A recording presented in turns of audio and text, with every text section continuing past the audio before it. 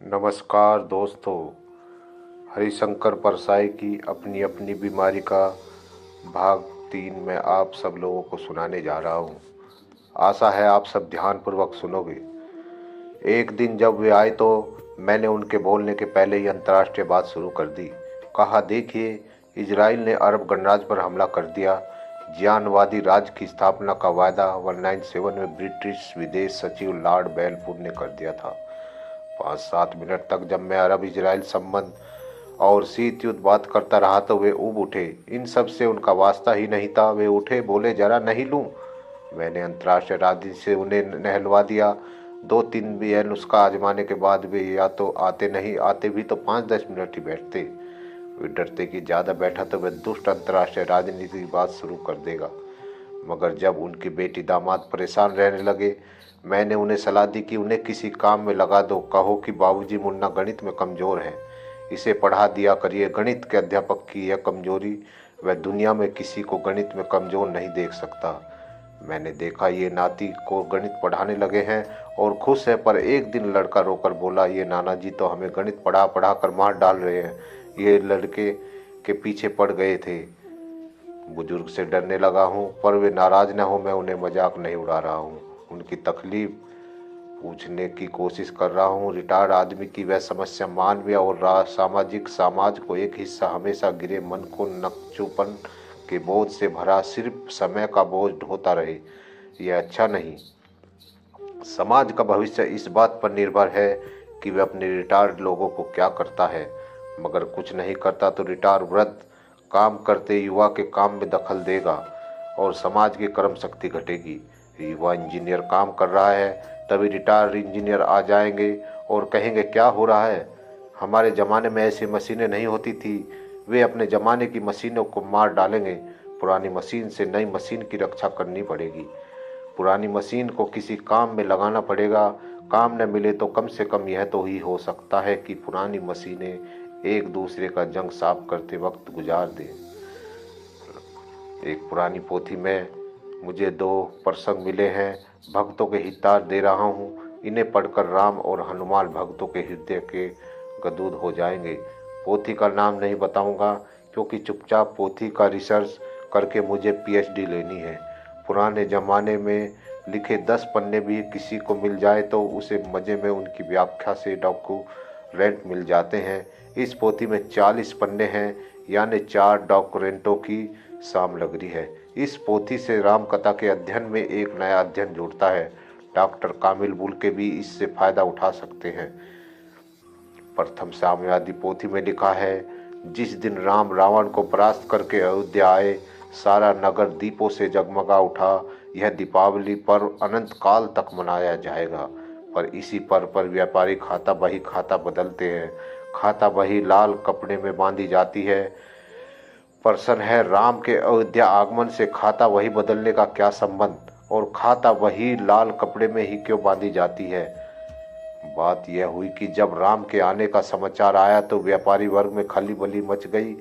वे कहने लगे, सेठ जी, अब बड़ी आफत है। शत्रुघ्न के राज में तो पोल चल गई, पर राम मर्यादा पुरुषोत्तम हैं। वे सेल्स टैक्स और इनकम टैक्स की चोरी बर्दाश्त नहीं करेंगे। वे अपने खाता बही की जांच कराएंगे, अपने को सजा होगी। एक व्यापारी ने कहा, भैया, तब तो अपना नंबर दो कि मामला भी पकड़ लिया जाएगा। अयोध्या के नर नारी तो राम के स्वागत की तैयारी कर रहे थे, मगर व्यापारी वर्ग घबरा रहा था। अयोध्या पहुंचने के पहले ही राम को मालूम हो गया था कि उधर बड़ी पोल है। उन्होंने हनुमान को बुलाकर कहा, सुनो पवनसुत, युद्ध तो हम जीत गए लंका में, पर अयोध्या में हमें रावण से बड़े शत्रु का सामना करना पड़ेगा। व्यापारी वर्ग को शिष्टाचार बड़े बड़े वीर व्यापारी के सामने परास्त हो जाते हैं। तुम अतुलित बल बुद्धि निधान हो। मैं तुम्हें एनकोशिष्ट ब्रंच का डायरेक्ट नियुक्त करता हूँ। तुम अयोध्या पहुंचकर व्यापारियों की खाता बहियों की जांच करो और झूठे हिसाब पकड़ो, सख्त से सख्त सजा दो। इधर व्यापारी में हड़कंप मच गया। कहने लगे, अरे भैया, अब तो मरे हनुमान जी एनफोर्स ब्रांच के डॉक्टर नियुक्त हो गए। बड़े कठोर आदमी है, शादी ब्याह नहीं किया, न बाल न बच्चे, घूस भी नहीं ले चलेगी। व्यापारी के कानूनी सलाहकार बैठकर विचार करने लगे उन्होंने तय किया कि खाता वही बदल देना चाहिए। सर, राज्य में चैम्बर ऑफ कॉमर्स की तरफ से आदेश चला गया कि ऐन दीपोत्सव पर खाता वही बदल दिए जाए। फिर भी व्यापारी वर्ग निश्चित नहीं हुआ। हनुमान को धोखा देना आसान बात नहीं थी कि वे अलौकिक बुद्धि संपन्न थे। उन्हें खुश कैसे किया जाए, चर्चा चल पड़ी। कुछ मुट्ठी गर्म करने से काम नहीं चलेगा। वे एक पैसा नहीं लेते, पर मैम साहब उनकी मैम साहब ही नहीं है। साहब ने मैरिज नहीं की, जवानी लड़ाई में काट दी। कुछ और शौक तो होंगे, दारू और बाकी सब कुछ। वे बाल कल ब्रह्मचारी हैं, कॉल गर्ल को मारकर भगा देंगे। कोई नशा नहीं करते, संयमी आदमी हैं। तो क्या करें, तुम्हें बताओ क्या करें। किसी सयाने वकील ने सलाह दी, देखो जो जितना बड़ा होता है उतना ही चापलूसी पसंद होता है। हनुमान की कोई माया नहीं है। वे सिंदूर शरीर पर लपेटते हैं और लाल लंगोट पहनते हैं। वे सर्वहारा है और सर्वहारा के नेता उन्हें खुश करना आसान है। व्यापारी खाता वही लाल कपड़े में बांध कर रखे। रातों रात खाते बदल गए और खाता वहियों का लाल कपड़े में बांधा गया। अयोध्या जगमगा उठी। राम सीता लक्ष्मण की आरती उतारी गई। व्यापारी वर्ग ने भी खुलकर स्वागत किया। वे हनुमान को घेरे हुए उसकी जय भी बोलते रहे। दूसरे दिन गुनगुन हनुमान कुछ दरोगाओं को लेकर अयोध्या के बाजार में निकल पड़े। पहले व्यापारी के पास गए, बोले खाता वही निकालो, जांच होगी। व्यापारी ने ज्ञान बस्ता निकाल कर आगे रख दिया। हनुमान ने देखा लंगोट को और बस्ते को, कपड़ा एक है। खुश हुए, बोले मेरे लंगोट के कपड़े में खाता वही बांधते हो? व्यापारी ने कहा, हाँ, बल बुद्धि निदान हम आपके भक्त हैं, आपकी पूजा करते हैं, आपके निशान को अपना निशान मानते हैं। हनुमान गदगद हो गए। व्यापारी ने कहा, बस्ता खोलूं, हिसाब की जांच कर लीजिए। हनुमान ने कहा, रहने दो, मेरा भक्त बेईमान नहीं हो सकता। हनुमान जहाँ भी जाते हैं लाल लंगोट के कपड़े में बंधे खाता वही देखते हैं। वे बहुत खुश हुए। उन्होंने किसी हिसाब की जांच नहीं की। रामचंद्र को रिपोर्ट दी कि अयोध्या के व्यापारी बड़े ईमानदार हैं, उनके हिसाब बिल्कुल ठीक हैं। हनुमान विश्व के प्रथम साम्यवादी थे। वे सर्वहारा के नेता थे। उन्हीं का लाल रंग आज के साम्यवादियों ने लिया है। पर सर्वहारा के नेता को सावधान रहना चाहिए कि उनके लंगोट से बुजुर्ग अपने खाता वही बना ले। प्रथम स्मगलर लक्ष्मण मेघनाथ की शक्ति से घायल पड़े थे। हनुमान उनकी प्राण रक्षा के लिए हिमाचल प्रदेश से संजीवनी नाम की दवा लेकर लौट रहे थे। अयोध्या में नाके पर पकड़ लिए गए। पकड़ने वाले नाकेदार को पीटकर हनुमान ने ले लिया। राजधानी में हल्ला हो गया कि बड़ा बलशाली स्मगलर आया हुआ है, पूरा फोर्स भी उसका मुकाबला नहीं कर पा रहा। आखिरकार भरत और शत्रुघ्न आए। अपने आराध्य रामचंद्र के भाइयों को देखकर हनुमान दब गए। शत्रुघ्न ने कहा, इन स्मगलरों के मारे हमारी नाक में दम, मैया आप तो संन्यास लेकर बैठ गए, मुझे भुगतना पड़ता है। भरत ने हनुमान से पूछा, कहाँ से आ रहे हो? हनुमान, हिमाचल प्रदेश से। क्या है तुम्हारे पास? सोने के बिस्कुट, गांजा, अफीम, दवा? शत्रुघ्न ने कहा, अच्छा, दवाइयों की स्मेलिंग चल रही है, निकालो कहाँ है। हनुमान जी ने संजीवनी निकाल कर रख दी। कहा, मुझे आपके बड़े भाई रामचंद्र ने इस दवा को लेने के लिए भेजा था। शत्रुघ्न ने भरत की तरफ देखा, बोल पड़े, भैया यह क्या करने लगे? स्मेलिंग में लग गए हो? पैसे की तंगी थी तो हमसे मांगा लेते। स्मगलिंग के धंधे में क्यों फंसते हो? बड़े बदनामी होती है। भरत ने हनुमान से पूछा, यह दवा कहाँ से ला रहे हो, कहाँ बेचेंगे? हनुमान ने कहा, लंका से ले जा रहा था। भरत ने कहा, अच्छा, इधर उत्तर भारत के संग किया हुआ माल बिकता है, कौन खरीदते हैं रावण के लोग? हनुमान ने कहा, यह दवा तो मैं राम के लिए ले जा रहा हूँ। बात यह है कि आपके बड़े भाई लक्ष्मण घायल पड़े हैं, वे मरणाश्रम में, इस दवा के बिना वे बच नहीं सकते। भरत और शत्रुघ्न ने एक दूसरे की तरफ देखा। तब तक रजिस्टर में स्मगलिंग का मामला दर्ज हो चुका था। शत्रुघ्न ने कहा, भरत भैया आप ज्ञानी हैं, इस मामले में नीति क्या कहती है, शासन का क्या कर्तव्य है? भरत ने कहा, स्मगलिंग या नैतिक, पर स्मगलिंग किए हुए सामान से अपना या अपने भाई भतीजों का फायदा होता तो वह काम नैतिक हो जाता। जाओ हनुमान जी, जाओ। दवा मुंशी से कहा, रजिस्टर का यह पन्ना फाड़ दो। आशीर्वादी से बनी जिंदगी है। बचपन में एक बूढ़े भूखे भिखारी को उन्होंने हाथ जोड़कर सड़क पर करा दी थी। अंधे भिखारी ने आशीर्वाद दिया, बेटा मेरा जैसा हो जाना। अंधे भिखारी का मतलब लंबी उम्र से रहा होगा, पर उन्होंने दूसरा मतलब निकाला और अध्यापक हो गए।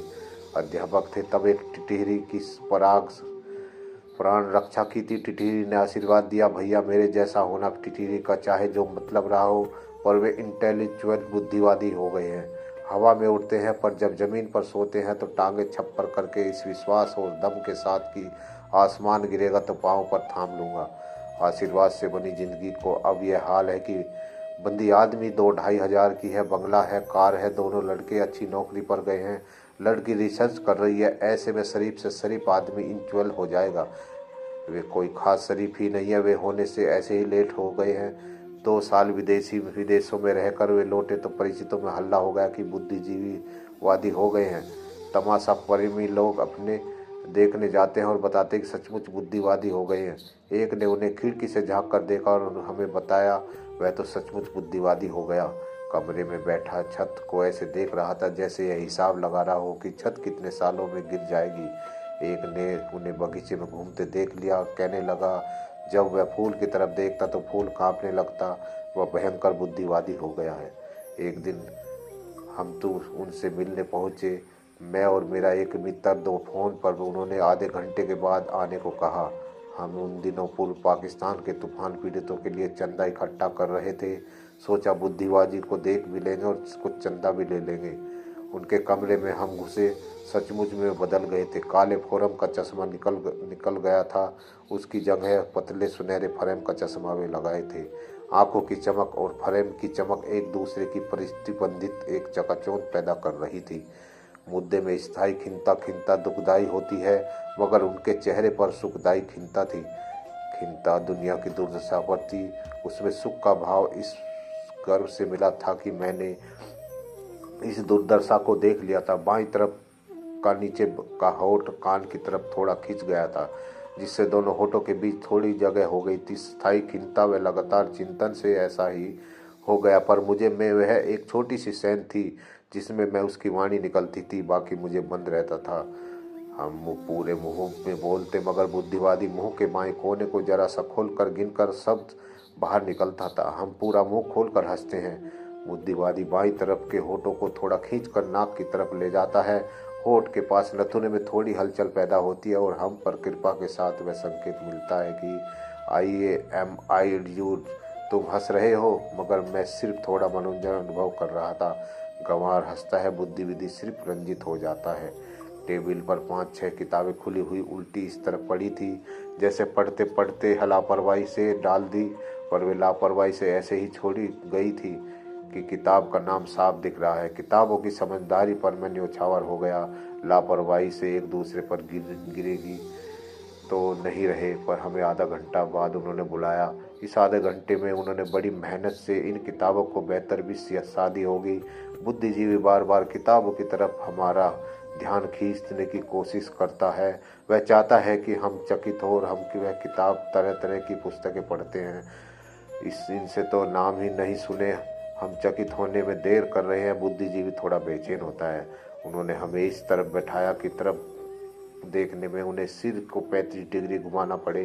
35 डिग्री सिर घुमाकर सोफे पर कोहनी टिकाकर हथेली पर ठुंडी को साध कर है। जब भर नजर हमें देखते हैं तो उनके बौद्धिक आतंक से दब जाते हैं। हम अपने को बहुत छोटा महसूस करते हैं। उनकी मुद्दा और दृष्टि में जादू पैदा हो जाता है। जब इस कोण से दूसरे कोण में पेट से निकलती सी धीमी आवाज़ वे कहते हैं टू महा माइंड, तो हमें लगता है यह आवाज़ ऊपर बादलों से आ रही है, पर आसमान में तो साफ है। बड़ी कोशिशों से हम यह जान पड़ते हैं कि यह आवाज़ बुद्धिवादी के होठों के बाएं बाजू की पतली सेंध से निकली है। जब वे माई माइंड कहते हैं तब मुझे लगता है मेरे पास दिमाग नहीं है। दुनिया में सिर्फ एक दिमाग है और वह इनके पास है। जब वे 35 डिग्री सिर को नहीं घुमाए होते तो हथेली पर मुट्ठी नहीं होती, तब वे मामूली आदमी लगते। कौन से बुद्धिजीवी साधने की कला सीखने में कितना अभ्यास लगा होगा। धन्यवाद।